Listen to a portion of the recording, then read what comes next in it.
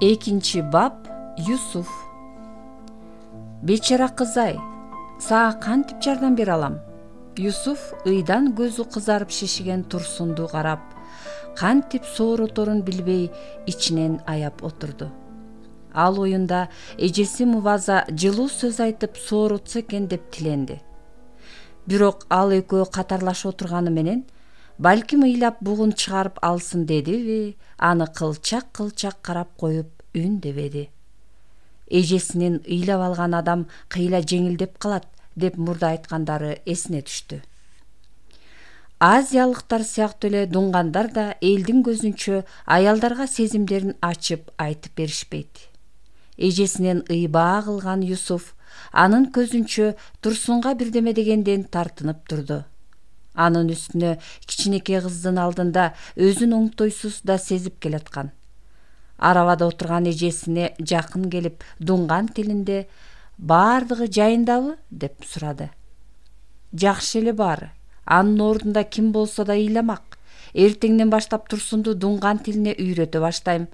Балким ата-энесине куса болбой алаксып калар. Ага мээрим керек. Кыз өзү жакшы, мүнөзүм жумшак көрүнөт. Кудай кааласа жакшы жар болот.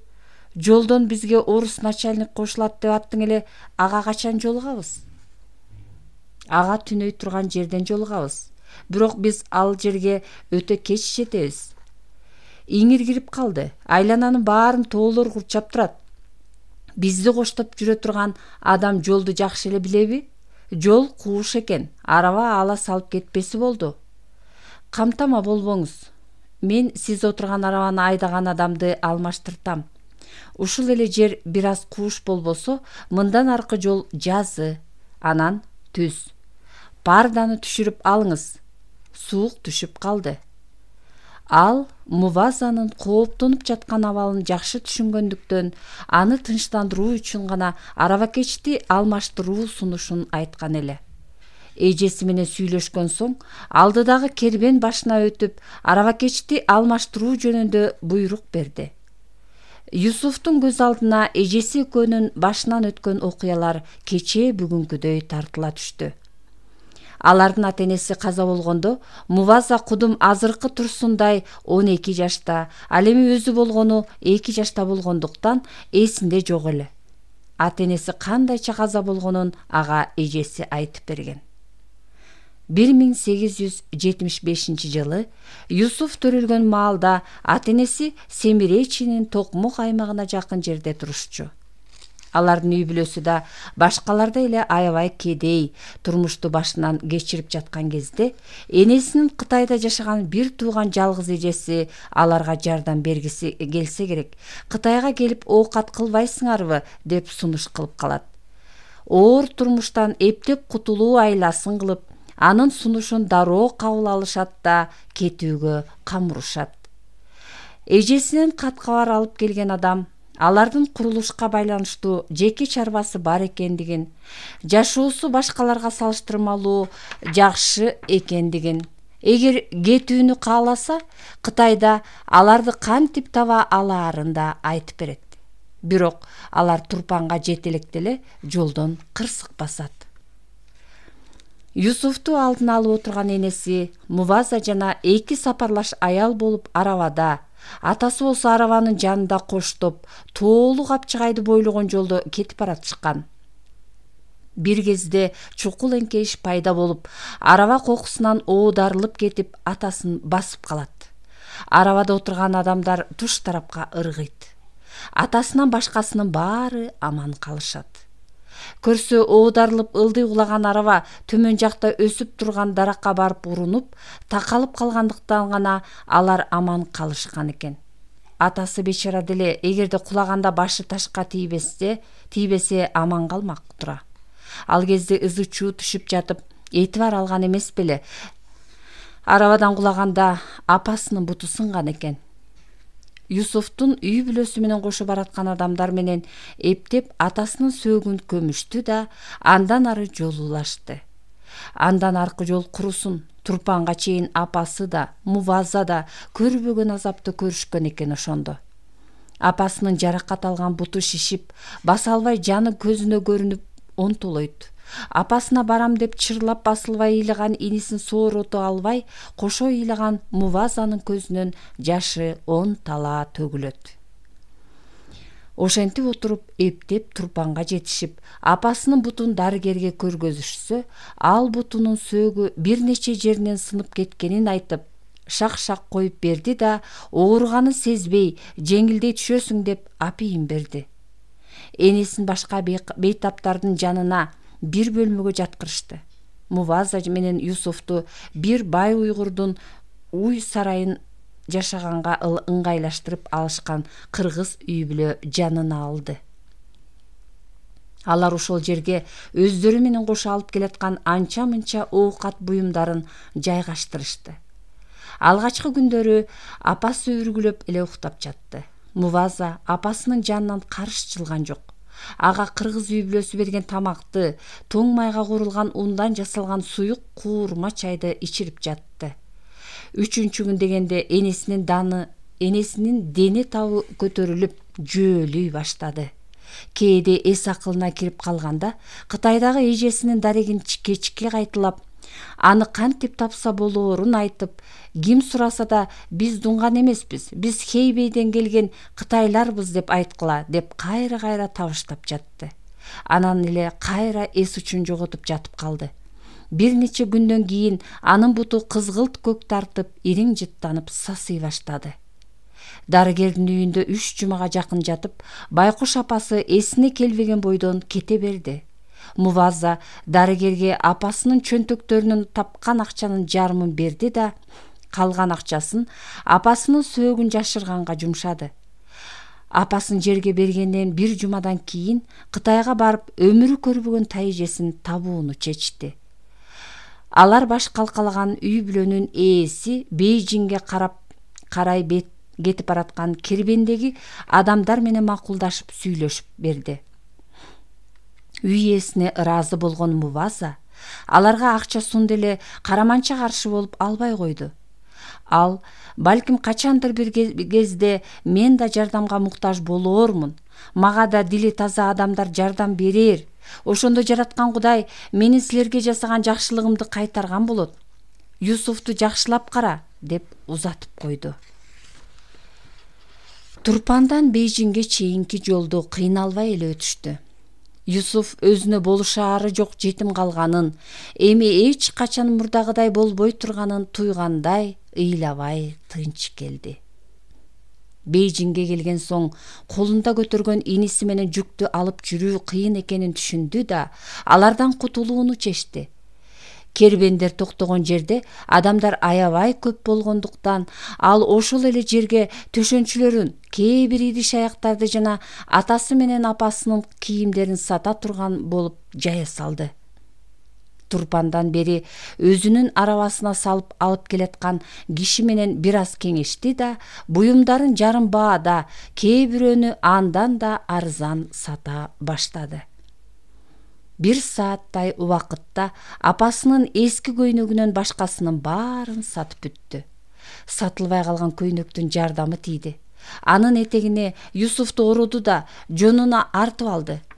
Ал көйнөктүн калганын ийнине таштап, жеңдерин курсагынын тушуна кайчылаштырып байлап койду. Дароо бошой түшкөн эки колуна эми калган жүктөрүн көтөрүп алды. Алдын торошуп, жүгүңдү көтөрүшөбүз деп өз кызматтарын сунуштаган, самсаалаган кийимчен жүк ташыгычтардан чоочулап, аларга макул болгон жок. Апасы жөөлүп жаткан учурда айткан дарек боюнча, биринчи кезекте тайжесин табуу керек эле. Аны табууга татарлар жашаган чет жактагы базардагы Жакуп деген касапчы жардам бермек. Муваза ары бери өткөндөрдөн сураштырып отуруп, бир нече сааттан кийин базарды, андан кийин бат эле Жакупту тапты. Сиз Жакупсузбу? Мен Арсанын аялы Хахардын жиени болом. Биз бул жакта ат-энемдер болуп чогуу келатканбыз. Бирок жолдон кырсык болуп ат-энем каза болду. Менин аркамдагы бир тууган иним болот. Менин туугандарымды табышканга жардам бериңизчи. Мувазаны кунт коюп уккан Жакуп эт сатып отурган ордунан туруп жанына жакын келди. Ай, жаман болгон экен. Канча жаштасың? 12-демин. Кел, бөбөгүңдү алганга жардам берейин. Уктап калган турбайбы? Сен Тяньсинден базарга чейин жөө келдиңби? Ооба. Алда караң күнай, ушунун баарын көтөрүп кантип келдиң? Баланы да көтөрүп. Муваза үн катпады. Чынында анын бели, буттары, айрыкча колдору талып ооруп жаткан. Кел анда, мындай кылалы. Сен бул жерге отуруп дем ал, мен калган эттерди сатып бүтөйүн. Анан силерди Тайжеңерге өзүм жеткирип коем. Ал Юсуфту эт сатып отурган жериндеги жыйналып турган төшөккө жаткырды. Муваза анын жанына коомай отурду да айланасына көз жүгүрттү. Ал бул жерге келгенден бери Бейжиңдин чаң баскан көчөлөрүн, көчөдөгүлөрдү таскактатып кубалап, эл ташкан ат арабаларды, көчөлөрдө, имараттарда жөөлөшүп түртүшкөн жык-жыйма адамдардын кыйкырык сүрөөнүн көрүп, селейип, эси ооп бараткан. Сырттан караган адамга шаардын тургундарын өз үйлөрүнөн бир мезгилде көчөгө кууп чыгарып салгандай эле. Ызы-чуудан мээң айланып, бул жерден алыс качып кеткиң келгедей. Үйдө ким бар? Жакуп Бейжиңдин чет жакасындагы чакан үйдүн эшигине баш багып кыйкырды. Аңгыча үйдөн жашы 40-тар чамасындагы аял чыгып, Жакуп менен амандашты. Мына, кабыл алгыла, тууганыңарды таап келдим, деди ал бала көтөргөн Мувазаны көргөзүп. Апасына куюп койгондой окшош аялды көргөндө, баланы алып жерге кое салды да, аны кучактап ыйлап жиберди. Капысынан эле анын денеси аны бирөө ийинден алып силкилдетип жаткандай титрей баштады. Тиги аял эмне дээрин билбей, элейип эки жагын карады. Бул балдарды биринчи жолу көрүп жатат. Жакуп аны башка бирөө менен алмаштырып жаткандай сезимде турду. Хахар эже, мен сиздин сиңдиңиз Фатиманын кызы Мувазамын.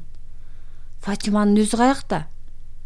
Апам менен атам экөө бул жакка келаткан жолдо каза болушту. Эмне дейсиң? Бул эмне дегениң сенин? Жакуп кыздан жанараак эле уккандарын кыскача айтып берди. Хахар уккан кулагына ишенбей эси ооду. Ошондо гана жээнин кучактап алып озондоп ыйлап кирди. Аларды баятан четте карап турушкан коңшусу жооткотту. Үйүнө ээрчитип кирип, эртеден бери калчылдап аткан кызды көрүп, ысык чай даярдап берди да мажбурлап ичирди. Бир аз өзүнө келген Муваза Семиречиден Бейжиңге келаткан жолдо көргөн азап тозогун шашпай баяндап айтып берди.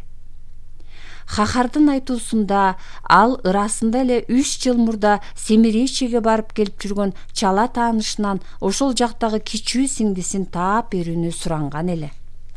Андан бери эсинен деле чыгып калгандыктан туугандарынын келиши ал үчүн күтүүсүз болду. Бир четинен сиңдиси менен күйөөсүнүн өлүмүнө өзү себепкер болгонуна кейиди.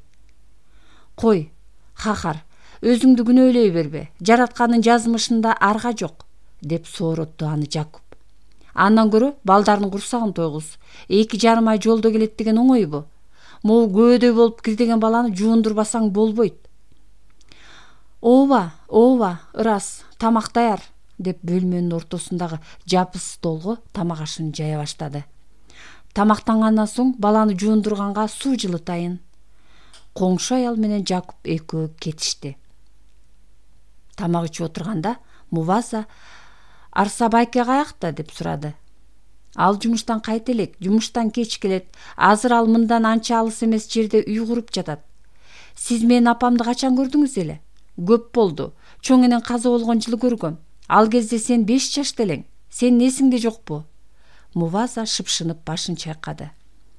Анын эсинде жок эле. Чоң энеси каза болгондо аябай көп адамдар келген. Хахар кайра бышактай баштады. Мен силерге жардам берейин дебедим беле. Ушундай болуп кетерин ким билиптир?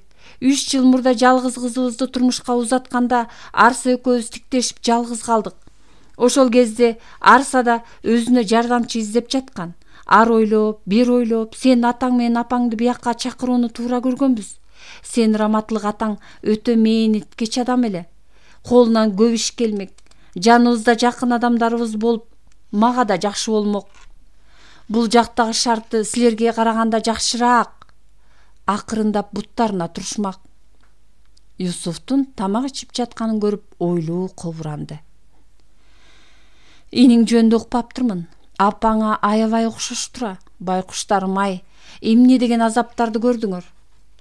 Арса жумушунан келгенде алар жуунуп, таза кийимдерин кийинип, жайланып калышкан эле. Ал эшиктен көрүнгөндө эле Юсуф ада деп алдынан чуркады. Арса үйүнө келатып, жолдон Жакупка жолуккан. Ал баарын төкпөй чачпай айтып берген эле. Сен атасы деп ойлоп жатат. 2 айдан бери атасынын деле өң келбетин унутту да. Экөөнү көрүп, Хахар кайра көзүнө жаш алды. Хахар күйөөсү экөө Бейжиңден анча алыс эмес жердеги чакан кыштакта таңдан кечке адамдарды же жүктөрдү ташуучу чакан кайыктар жыйылган суунун жээгинде жашай турган. Алдынан чыккан кайыкты көргөн адам жол, бошоткула деп сүзүшүп калуудан сактанып, кыйкырган адамдардын үнү ар дайым угулуп турчу. Үйлөр менен суунун ортосундагы көчө ушунчалык кууш болгондуктан үйдө отурганда да кайыкчылардын үнү ал тургай суу жиреген калактардын дабышынан суунун шарпылдаганы угулуп турар эле. Муваза тайэжесинин үйүндө бекер отурбай кирин жуушуп, үйүн жыйнашып жүрдү. Бир жумадан кийин өзүнө иш табууга жардам сурады. Анткени кичинекей бөбөгү менен туугандарына ашка жүк башка жүк болуп отура албасын жакшы түшүндү. Тайэжесинин тааныштарынын жардамы менен бат эле иш табылып, талаадан күрүч жыйнагандарга кошулуп иштей баштады. Бирок аялдарга жана балдарга аз төлөшөт экен. Аңгыча күрүчтү жыйнап бүтүшүп, ар кандай жумуштарга жалданып иштей баштады. Муваза колуна канча акча тийсе да, ошонун баарын тайэжесинин колуна карматчу. Анын тапканы албетте тайэжеси булар үчүн жумшаган акчаны толук актачу эмес. Юсуфту үйдө тайэжеси же кошунасы карап кала турган эле. Ошентип ортодон билинбей 3 жыл өттү. Ал ортодо Хахардын кызынын күйөөсүн армияга алып кетишти. 3 баласы менен жалгыз калган кызы ата-энесинин кашына көчүп келди. Алар келгенде заматта үйдүн ичи тарый түшкөнүн көрүп, башка баш калкалар жер издей башташты. Акчасы анча кымбат эмес жайды көпкө издеп жүрүшүп, шаардын ичинен, базарга жакын жерден өздөрүнө ылайыктуу бөлмө тапты да, Муваза 4 жаштагы Юсуф менен көчүп кетти. Тапкандары узундугу 2 метр, туурасы 3 метр. Алды ылай менен шыбалып, чатыры камыш менен жабылган эшиктин үстүндө чакан терезеси бар бөлмө эле. Бул бөлмөнү атайын ижарага бериш үчүн чакан үйдүн бооруна жабыштырып салып коюшкан. Муваза апасынан калган бир аз акчага мискей, 1-2 чыны, бир аз отун сатып алды да, жана ошондой эле ижарага акысын 10 күнгө алдын ала төлөп койду. Андан ашканы Юсуфка 1-2 кийим, батинке сатып бергенге жетти. Юсуфтун бою өсүп, Хахардын кошунасы берген кийим ага чак келбей калган эле. Жакуптун жардамы менен көк базарга жашылча жемиш сатуучу болуп ишке орношту. Кадыреси чоңоюп, эси кирип калган Юсуф иштегенине жолтоо болчу эмес. Анын орду эл кыйма чийме өткөн жерде болгондуктан соодасы жакшы жүрүп турчу. Айрыкча эртең менен кожоюну экөө биригип кардарларды тейлегенге араң жетишчү. Мувазанын кожоюну ага сооданын жүрүшүнө жараша ар кандай төлөп бере турган. Аны өтө сараң деп айтуу кыйын болчу. Ошол эле учурда кол ачыктарга да кошууга мүмкүн эмес эле. Адатта кечинде чирип бараткан жашылчалардан үйүнө алганга уруксаат берчү. Иштеп тапкан акчасына Муваза өсүмдүк майын, күрүч, отун сатып алып, калганын ижара акысына берер эле.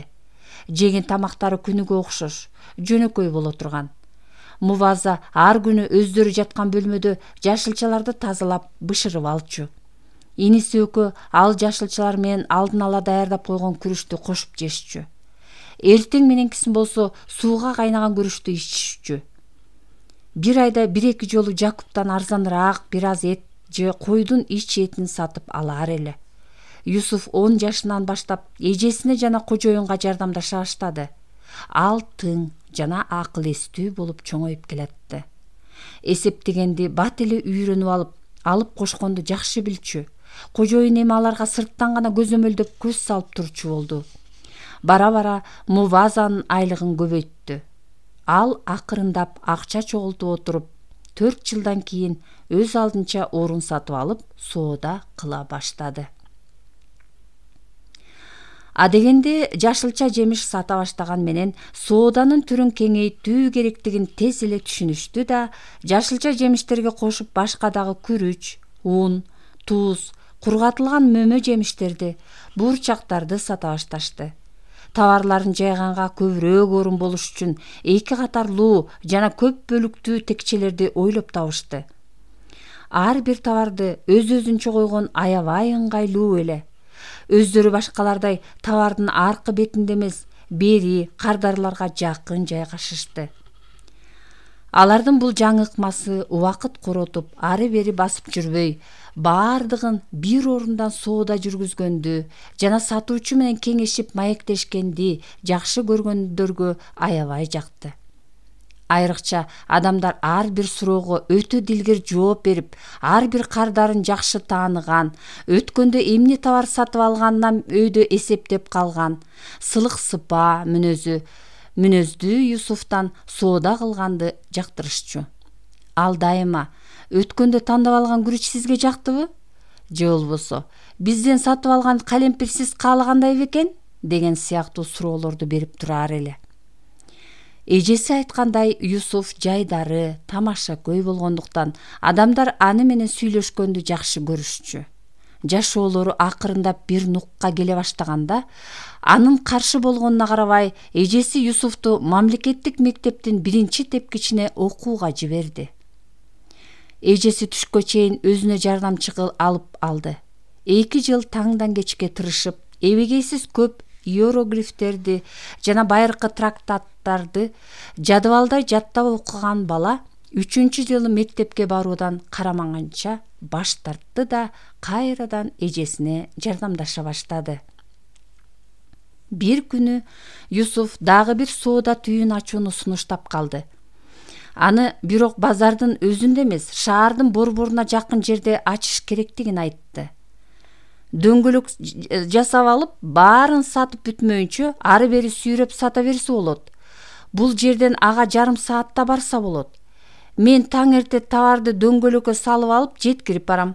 Ал жакта адамдар көп жашаганы менен жанында базары жок. Бул жерден өзүңүз эле жетишесиз, деп ынандырды эжесин Юсуф. Чынында эле ал айткандай болду. Юсуфтун дөңгөлөк үстүндөгү дүкөнү базардагыга караганда 3 эсе, кээде 4 эсеге чейин киреше алып келе баштады. Товарлар тез эле сатылып кетип жаткандыктан базарга бир нече жолу келип ташып барууга туура келип жатты. Алар жакшыраак үйдү ижарага алышып, мурдагыдай тамак аштан, кийимден акча үнөмдөбөй калышты. Билинбей отуруп, Муваза 22-ге чыгып калды. Түйшүктөнүп жүрүп жеке турмушу жөнүндө ойлонбой да калган. Анын колун сурагандарга макул болбоду. Бирде себебим жок, кайда бармак элем десе, бирде Юсуфту таштагым келбейт деген сыяктуу ар кандай шылтоолорду айтып койчу. Эми болсо такыр эле кеч болуп калды дечү. Күйөөлөп келгендер табылса да, алар чуурган балдары бар, аялы каза болгондор же кары картаңдар болчу. Кытайда адатта 14 жаштан 17 жашка чейинки кыздарды күйөөгө алышат. Андан кийинкилердин баары карадалы болуп калгандар. Юсуф аялы Зарифага 17 жашында үйлөндү. Өзүнөн 1 жаш кичүү кыз да жетим болчу. Ата-энесинен эрте ажырап, жетимчиликтин зарын жакшы эле тарткан Зарифа турмушундагы кыйынчылыктарга карабай ар дайым жылмайып жайдары жүрөр эле. Ал үйүндө жашаган туугандарынын тапшырмасы боюнча базарга көп келчү. Келген сайын Мувазадан соода кылганды жактырчу. Юсуфту анын коюу кирпиктүү жаш кылтым көздөрү, анан ачык айрым мүнөзү өзүнө тартып турар эле. Жапалдаш бойлуу Зарифанын дене түзүлүшү да көз жазымда калчу эмес. Юсуф ага базардан сатып алган тамак аштарын көтөрүшүп барганга жардам берип жүрүп, аны кантип жактырып калганын билбей калды. Зарифа да аны сүйөрүн билдирди. Үйлөнүү үлпөт тоюн өткөргөн эки жаш чексиз бактылуу эле. Бирок алардын бактысы көпкө созулбады. 1 жылдан кийин Зарифа төрөттөн каза болуп калды. Жарык дүйнөгө жаңы келген наристени да сактап кала алышпады. Сүйгөн жарынан айрылып, катуу кайгырган Юсуф төшөккө жатып калды. Мында да аны бери караткан эжеси болду. Аялы тиги дүйнөгө узаганына 20 жылдан ашса да, ал бир да аялга назар салып карабады. Эжеси аны кыз келиндер менен тааныштырганга көп эле жолу далалаттанды. Бирок анын угайын деген ниети жок эле. Иниси эл катары үйлөнүп, бала чакалуу болсо экен деп жараткандан жалынып жүргөн күндөрдүн биринде Ысык көлгө кезектеги барып келген сапарынан кийин эле Юсуф өзүнө келинчек тапканын айтып калды. Мындай жаңылыкка маңдайы жарыла сүйүнгөнү менен анын жаш курагын укканда өтө эле жаш экен, ата-энеси айнып кетпесе эле болду деп кайрадан сарсанаа боло баштады. Юсуф өзү деле айтаарын айтып коюп, кыздын кыйналганын көргөндө эки анжы боло түштү. Адегенде ойлонуп ойлонбой эле сөз айтып алып, буттан жыгылган турат, ооздон жаңылган турбайт демекчи, ичинен өкүнүп калган. Ага Адылдын үй бүлөсү аябай жакчу. Анын суйкайган сулуу аялын, эмгекчил, токтоо балдарын көргөндө ичинен суктанып алчу. Сырттан караган адамга Адылдын аялы экөөнүн бири-бирине сый урматтуу мамилеси байкалып турар эле. Досунун ынтымактуу үй бүлөсүнө суктанган Юсуф өзү да ушундай үй бүлө күтүүнү кыялданчу. Былтыр кайра жолго чыгаар алдында ар кандай ойлорго чөмүлүп уктай албай түйшөлүп чыкты.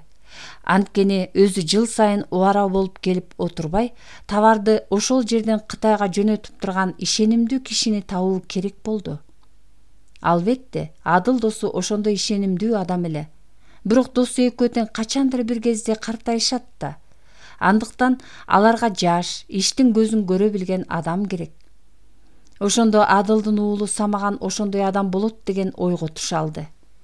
Ал азыр 10 жашта.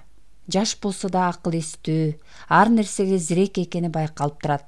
Чоңоюп эр жеткенде атасынын ордун басаары анык. Адылдын жалгыз кызына куда түшүп, аны менен туугандашса болот. Бирок өтө жаш болуп жатканы. Эртең менен аттанып жатып капилеттен эле Кудай кааласа эмдиги жылы куда түшүп келем деген сөз оозунан чыгып кеткен эле. Юсуф тээ алдыда алыстан бүлбүлдөгөн үйлөрдүн жарыгын көрүп, ойлорунан бошогондой башын чулгуп алды.